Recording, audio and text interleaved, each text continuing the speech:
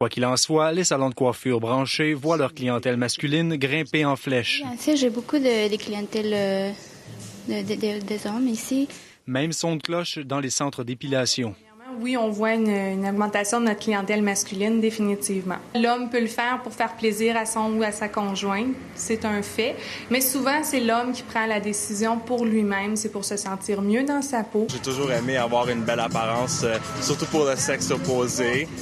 Il faut rester à la mode. Je crois que c'est important parce que, premièrement, c'est pour la blonde. Elle aime ça quand je m'habille bien. Et quel est l'avis du sexe opposé dans tout ça? J'aime pas ça quand il s'arrange trop, là. J'aime mieux plus au naturel. Plus traditionnel. Donc vous, les métrosexuels... Non, pas vraiment.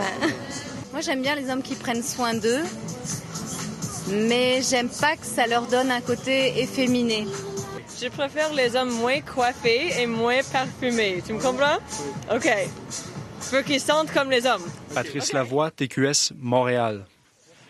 Alors, culte du corps et métrosexuel, les hommes sont-ils en train de tomber dans le même panneau que les femmes? C'est un peu la question qu'on se pose ce soir en débat avec Stéphane Roy, comédien. Bonsoir à vous. Auteur. Oui, auteur. Puis ça, Patrick Masbourian. Salut. Vous êtes vous-même tous les deux métrosexuels. On va y revenir. Ouais. On va y revenir. Mais poilu. Ah, c'est pas des vrais. De l'autre côté, docteur Pierre Mailloux, psychiatre bien connu, Maryse Roberge, qui est chroniqueur culturel. Bonsoir à vous deux. Oui, bonsoir Martin, bonsoir Maryse. Ça ne vous plaît pas. Je commence peut-être par Patrick Masbourian. Vous êtes un vrai métrosexuel, mais poilu. Il y a quelque chose qui ne marche pas, là. Pourquoi c'est incompatible? Ben, il semble. Presque. Ben non, moi, métrosexuel, je l'associe... D'ailleurs, je comprends pas vraiment le terme. J'aimerais ça qu'on me l'explique. Je l'aime pas beaucoup, ce terme-là, mais disons que je l'accepte. Mais bon, alors, l'épilation des sourcils? Oui, absolument. Je m'épile les sourcils, parfait. je me lime les ongles, je vais chez l'esthéticienne, Bon, les petites crèmes? Oui, certaines crèmes. Non, pas toutes les crèmes, parce qu'il y en a quand même une panoplie. Mais non, mais moi, si d'être métrosexuel, c'est d'être coquet, je l'accepte complètement. Maintenant, je veux dire, je reprends le propos de la fille tout à l'heure quand elle dit « j'aime un homme qui est au naturel ». Vous voyez la quantité de poils que j'ai. S'il faut que je commence à m'épiler au complet... Ça ferait mal. Ça ferait mal, d'une part. Ça ferait mal, puis je veux dire, ça paraîtrait. Là. Il y aurait quelque chose d'artificiel là, c'est-à-dire de vraiment contre nature. Fait que le poil, je l'accepte, puis j'ai pas de problème avec ça. Alors, Doc Mailloux, ça vous horripile, cette histoire-là? Ce qui arrive, c'est que je suis en train d'écouter Patrick, là. Il n'est pas ce que tu viens d'appeler là, un métrosexuel, d'ailleurs. J'ai l'impression que c'est une bien mauvaise appellation, cette histoire-là. Ce qu'on nous a présenté là, dans le petit reportage tout à l'heure ressemble davantage à des métros asexués. Oh! À partir distinction. Du moment... Qu'est-ce que c'est? Ben là, un métro asexué, c'est des individus, des hommes qui sont pas bien avec leur masculinité et qui se font enlever le poil. Le poil masculin, c'est une caractéristique sexuelle secondaire. Et je suis fort heureux d'entendre que Patrick se fait pas époiler, parce qu'à ce moment-là, là, on aurait été obligé de soupçonner un petit problème en dessous de ça. Mais vous savez que c'est très fréquent, Doc Mailloux, hein? Oui, mais j'ai tellement envie que vous me trouviez un problème. Je m'épile les sourcils. Non, mais puis écoutez, t'as une génétique qui t'a pourvu avec des soucis peut-être un peu trop généreux. Écoute, t'as mentionné... mais tout est relatif dans le généreux, Doc Mailloux. Pardon? Tout est relatif dans le généreux. Non, mais je pense que j'ai déjà vu Patrick et il y a des méchants sourcils. il sort de la norme, vous pouvez me croire, avec ses sourcils. En fait, normalement, j'ai un sourcil. Mais oui. Alors, c'est pour ça que je m'épile. C'est pour... Oui, je sais. Alors, est-ce que vous voulez qu'on explique un peu le terme? Ben oui, allons-y. Quelle est votre définition? Ben, c'est la vraie, là. En fait, c'est Metropolitan hétérosexuel. Ils ont contracté métro et sexuel. Mais dans le fond, la contraction est pas bonne parce que c'est pas tellement sexuel, un métro hétérosexuel. C'est plus un gars qui prend soin de lui. Il n'est pas nécessairement accro au sexe. Ça donne cette résonance-là avec le mot prendre soin de soi, c'est une chose. S'épiler partout, et quand je dis partout, c'est partout dans bien des cas, c'est autre chose. On peut prendre soin de soi sans s'épiler, sans prendre des petites crèmes comme le font les femmes. On va même jusque dans le maquillage, le fond de teint pour les hommes. Chez certains gars, ça existe maintenant. De plus en plus, les gars sexfolient. Moi, j'en suis toute tendance ou toute tentative qui vise à combiner les genres, ça m'énerve royalement. Attends une minute, ça a toujours existé. Non, mais de plus en plus. Non, le métro, à l'époque, on appelait ça dandy. Dandy, qui est un terme anglais, mais sauf que dans le dandy, tu vas avoir des homosexuels. C'est la seule différence. Mais être dandy, c'était être élégant, s'occuper de soi, faire attention, être charmant, être aussi un petit peu, regarder ça sarcastiquement, un regard hautain sur tout ce qui se passe. Et c'est ce qu'on fait, le métrosexuel fait ça. Comment ça, c'est pas viril? Ben là, c'est une femme qui parle, on va l'écouter. C'est pas viril. Non, moi, vive un gars qui joue dans son coffre à outils, puis autant qu'il joue dans sa bibliothèque. Mais quand il vient me prendre ma pince à épiler, puis qu'il vient s'exfolier avec mes produits, puis qu'il me demande le numéro de mon esthéticienne, moi, ça m'éteint, mais complètement. Et aussi, quand je sais c'est quoi. Ils sont jalouses. Parce qu'à ce soir, on va être en retard. C'est nous autres qui va attendre dans l'auto. C'est nous autres qui allons attendre dans l'auto que l'homme se prépare. C'est ça qui me fait peur. Alors, Doc Mayou, est-ce que l'homme se féminise de cette façon-là? Non, attends un peu. Maryse a un point, là. Elle est en train de souligner qu'il y a beaucoup d'hommes qui acceptent mal leur masculinité. Et en jouant dans les crèmes, boucles d'oreilles, parfums, cheveux tendus, les mèches d'un cheveu, évidemment, il y a une féminisation dans les attitudes, dans les goûts. Je vois pas c'est quoi le rapport. C'est quoi? Pour être un gars, il faut puer des pieds, il faut avoir les ongles noirs, non, monsieur. J'ai-tu le droit? C'est quoi le problème que j'utilise une crème pour pas avoir de rides? Il faut absolument que j'ai des rides pour être viril. Souvent, moi, j'ai rencontré ces gens-là qui ont habituellement entre 20 et 40 ans. En haut de ça, il n'y en a pas beaucoup, puis la jeune vingtaine se rebelle un peu. D'ailleurs, il y a des annonces de Mitchum, l'antidorifique. Oui, j'ai vu. Vous l'avez vu? Oui. Qui va contre ça. Ouais. Qui va contre cette tendance de métrosexualité qui dit, si vous êtes un vrai gars, mettez-vous du Mitchum. Bon, il y a comme un retour du balancier. J'en suis parce que j'en connais quelques métrosexuels qui, finalement, ne sont que sur l'apparence. Et quand tu es sur l'apparence, que tu sois un homme ou une femme, ça sent la carence ou bien l'immaturité. Mais on n'est pas unidimensionnel. On peut être sur l'apparence bien être en même temps quelqu'un d'intérieur. Quand même. Non, mais je veux dire, l'homme se met un peu plus beau. Les femmes ont chialé longtemps pour ça. Et là, on se met un peu plus beau. On dirait que vous êtes jaloux. Là, vous me parlez de quelque chose. Vous parlez de beauté. Ouais. Il n'y a rien de plus subjectif que la beauté. Alors, s'épiler, ça, c'est un peu plus beau. Est-ce que c'est vraiment ça? C'est dans le terme de la mode en ce moment. Mais la mode va changer. Peut-être qu'on va regarder ça, puis on va dire, ça se peut-tu, on faisait ça. Mais suivre la mode, ça va sûrement revenir. Je veux dire, le poil était en mode dans les années 80. Pourquoi ça ne serait pas dans 10, 15 ou 20 ans? Quand on achète une voiture, là, on achète la voiture selon un critère esthétique qui est tout à fait de la mode. Les voitures à la mode en ce moment, c'est pas les mêmes qu'il y a 10 ans. Et la mode, c'est ça. Et le fait de la suivre, là, c'est juste être dans le courant du Les hommes font ça pourquoi? Pour la mode ou pour les femmes? Est-ce que ça séduit les femmes? Voilà. Ça doit séduire les femmes. C'est ce que j'allais dire. Je suis un peu surpris de... Je veux dire, j'ai rarement entendu une femme chialer là-dessus. Là. Doc Mayou, ça séduit les femmes? Pas du tout. Les jeunes femmes de 20 ans. Non. Les femmes, écoutez, vous avez entendu le reportage, s'il vous plaît, messieurs, et l'histoire de je fais ça pour ma blonde et pour la conjointe est absolument ridicule. Il y a une chose de bonne là-dedans, par contre.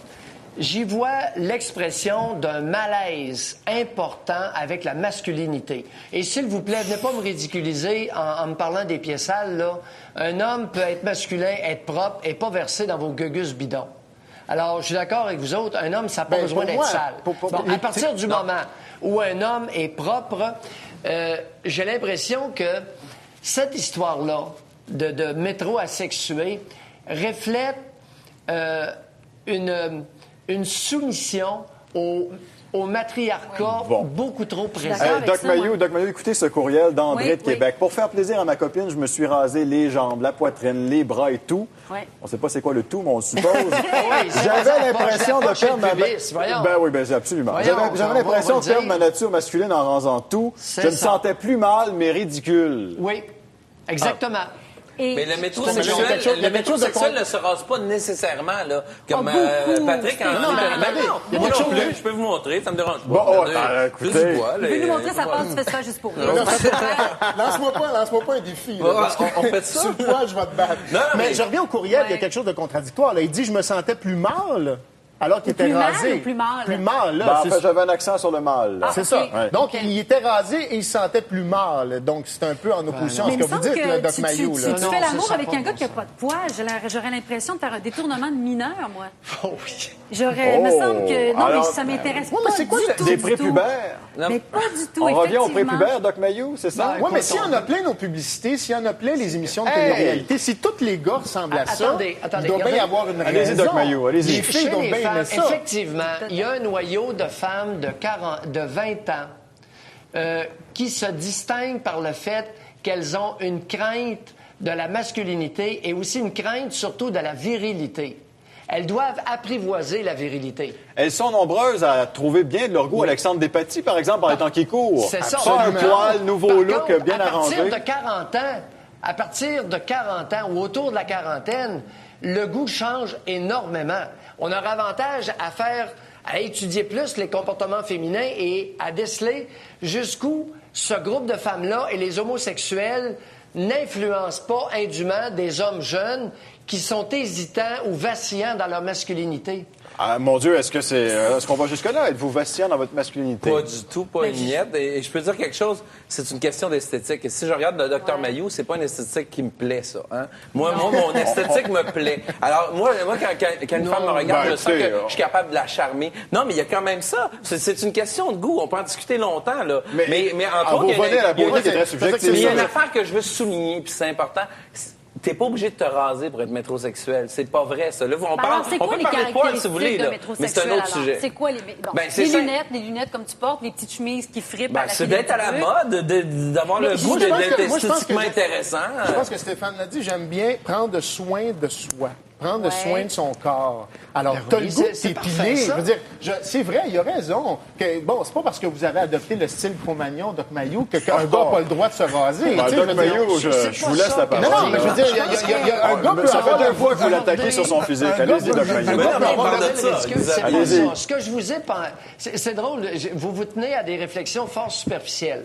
Ce que je vous ai mentionné, c'est beaucoup plus un questionnement. Est-ce qu'il n'y aurait pas derrière cette tendance une difficulté importante d'affirmer le masculin pour beaucoup d'hommes? C'est une question que je vous pose. Je vous dis pas que je vais répondre. Je vais essayer de répondre sérieusement. Je vais donc y penser 2 minutes. Mais je veux dire, moi, j'ai jamais douté de ma masculinité. J'étais un gars. Je me suis toujours senti gars. J'ai aucun doute quant à mon orientation sexuelle ou quant à cette masculinité-là. Puis ça m'empêche pas de me limer les ongles. Puis quand je me lime les ongles, je me sens pas. J'ai pas un doute qui m'envahit. Alors, vous le faites je me sens pas devenir fif tout d'un coup. Vous le faites pour séduire, c'est ça la vérité. Je le fais pour moi. Je le fais pour moi parce que je ne supporte pas les ongles longs. Dans un camp de pêche avec les bébites, là. Dans un camp de pêche, dans un Grand Nord, tu ne limerais pas les ongles. Tu ferais pas ça. C'est urbain. Non, mais quand je m'en parle d'un camp de pêche, il y a bien des chances. Allez-y, Patrick, allez-y. Quoi? Je pense qu'on confond n'importe quoi ici, là. Depuis quand que le fait d'être propre et d'avoir les ongles coupés serait une espèce de tendance de ce qu'appellent les métro-asexués? Voyons, ça n'a rien à voir. OK. On va parler à Roch Marco au téléphone. Regardez, on va prendre un téléphone, si vous le permettez. Roch Marco est avec nous. Bonsoir, Roch. Bonsoir. Alors, vous trouvez que les hommes tombent dans le même panneau que les femmes, quoi? Ben, dans votre question, je trouve qu'elle n'est pas bonne. C'est quoi l'idée? Pourquoi tomber dans le panneau? Moi, je dirais plutôt pourquoi pas. Moi, je prends soin de moi, puis c'est bien important pour moi. Qu'est-ce que vous faites? C'est quoi prendre soin de soi? Moi, faut pas exagérer. Je me rase pas les jambes, là. Mais bon, je m'épile les aisselles. Moi, je trouve ça disgracieux. Ah! Tu sais, puis moi, j'avais même pas pensé. Un homme, là. C'est intéressant. Bon, OK. J'écoute madame, elle me fait penser à mon ex, elle m'a flashé parce que je prenais trop soin de moi. Je trouve ça con, en mot t'as dit. Mais non, ça n'a pas rapport, monsieur. Non, je suis pas contre les hommes qui prennent soin d'eux. Bien au contraire, mais c'est quand ça devient une obsession. Là, je trouve que c'est fatigant. Et je me souviens d'avoir déjà... Attends une minute. J'ai déjà tenté, en début de relation, et ça, bien malgré moi, de rendre mon chum métrosexué. Je m'explique. En cadeau, je lui ai offert des soins corporels et puis les soins du visage. Puis, sans les rejeter de façon dramatique, il a dit, écoute, sais-tu, ça ne m'intéresse pas. J'ai dit, mais dans le fond, pourquoi je fais ça? J'avais envie de passer du temps avec lui. Ouais, mais lui, il n'a pas le goût d'aller là.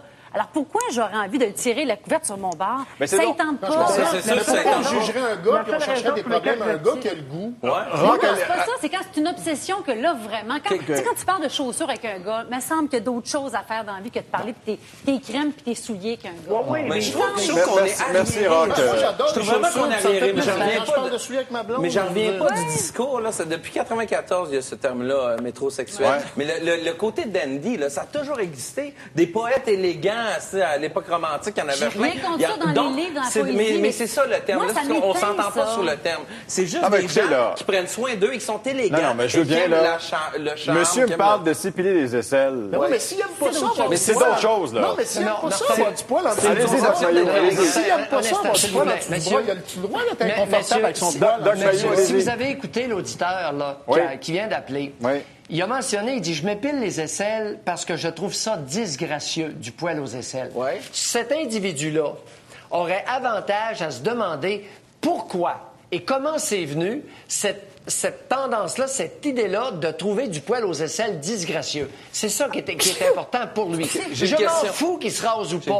Mais il y a un avantage parce que, messieurs, retenez qu'il a été flushé à cause de ça. J'ai une question et pour le pauvre type a un problème qu'il ignore. Donc, ça ne séduit pas nécessairement. Mais j'ai une bonne question pour Doc Mayo. Aimez-vous ça des femmes avec du poil sur les jambes? C'est exactement ça que je pensais.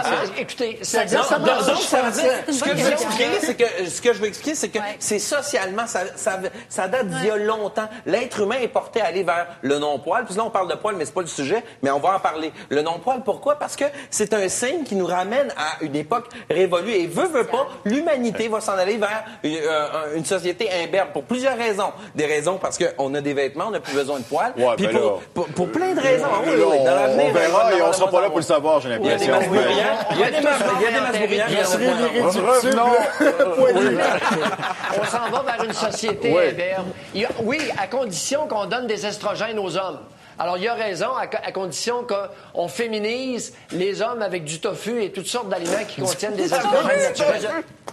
Mais j'aimerais entendre la réponse du Doc Mayou. Qu'est-ce que vous pensez d'une femme qui refuse de se raser les jambes? Parce que j'en ai connu, c'est fréquent en Europe, entre autres. Ah, d'accord. Il n'y a pas... Et ce qui arrive, c'est que... Est-ce qu'elle a un problème avec sa féminité? Non. Hey, les nerfs, laissez-moi répondre.